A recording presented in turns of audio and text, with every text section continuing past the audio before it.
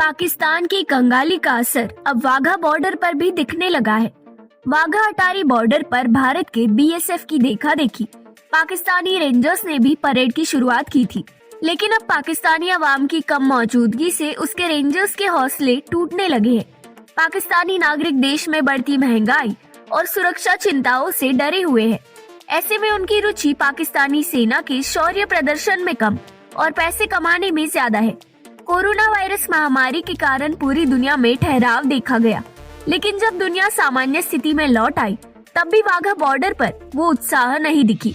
पाकिस्तानी विश्लेषकों का मानना है कि इसके पीछे देश में बढ़ती महंगाई मुख्य कारण है। वो ये भी मानते हैं कि युवा पीढ़ी अब आक्रामक परेड में रुचि नहीं रखती है। वाघा अटारी बॉर्डर भारत पाकिस्तान सीमा पर स्थित है। पाकिस्तान की तरफ वाघा और भारत की तरफ वाले इलाके को अटारी के नाम से जाना जाता है।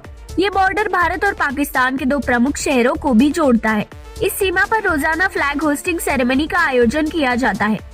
इसमें पाकिस्तान की तरफ से रेंजर्स और भारत की तरफ से बीएसएफ के जवान हिस्सा लेते हैं। इस सेरेमनी को देखने के लिए दोनों देशों ने सीमा से सटे हुए इलाके में भव्य पेविलियन का भी निर्माण किया है। हर दिन दोनों ही देशों के हजारों लोग इस फ्लैग होस्टिंग सेरेमनी को देखने आते हैं। पाकिस्तान के बनाए स्टेडियम में 10,000 दर्शकों के बैठने की क्षमता है। हालांकि हाल के दिनों में सिर्फ 1500 से 2000 लोग ही पहुंच रहे हैं। सिर्फ रविवार को ही इनकी संख्या 3000 के करीब पहुंचती है। कामकाजी दिनों में दर्शकों की कम संख्या का असर पाकिस्तानी रेंजर्स के मनोबल पर पड़ रहा है। भारतीय दर्शकों के प्रचंड शोर के सामने पाकिस्तानी दर्शकों की आवाज दब जाती है।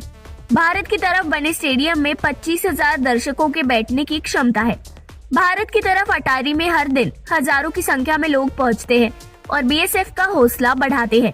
पाकिस्तानी दर्शकों का भी मानना है कि खाली स्टेडियम से उनके उत्साह पर असर पड़ता है।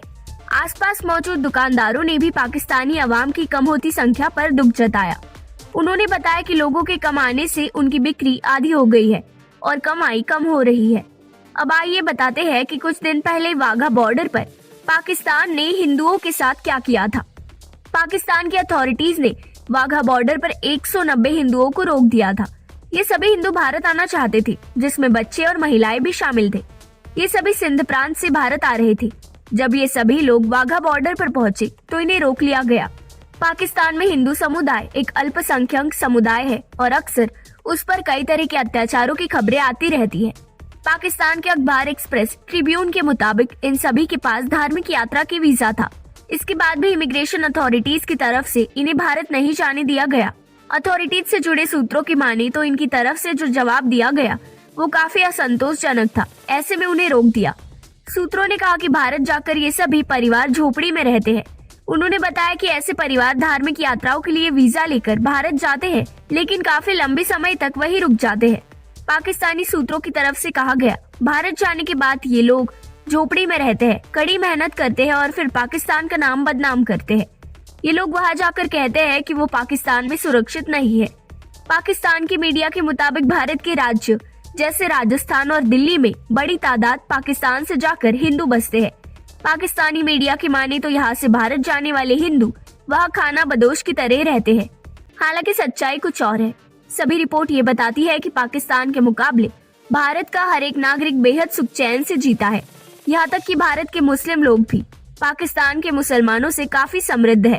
बता दें कि पाकिस्तान में वर्तमान समय में 22 लाख हिंदू रहते हैं, जो कुल आबादी के लगभग 1% है। पाकिस्तान की कुल आबादी लगभग 20 करोड़ के आसपास बताई जाती है। ये आंकड़े centre for piece and justice Pakistan के हैं। पाकिस्तान में हिंदू अल्पसंख्यक है और बेहद ही खराब स्थिति में रहते हैं। वहाँ काफी हिंदू बेहद गरीब है और देश की संसद में भी उनका प्रतिनिधित्व न के बराबर है। सिंध प्रांत में बड़ी तादाद में हिंदू रहते हैं। यहाँ पर ये समुदाय मुसलमान आबादी की तरह संस्कृति, परंपरा और भाषा को मानता है, लेकिन हर बार इन्हें शोषण से गुजरना पड़ता है। यहाँ पर कई बार कट्टरपंथी इन पर अत्याचार करते हैं। तो दोस्तों, इस जानकारी के बारे में आप क्या सोचते हैं, नीचे कमेंट में बताइए। वीडियो को लाइक करके चैनल को सब्सक्राइब कीजिए। धन्यवाद।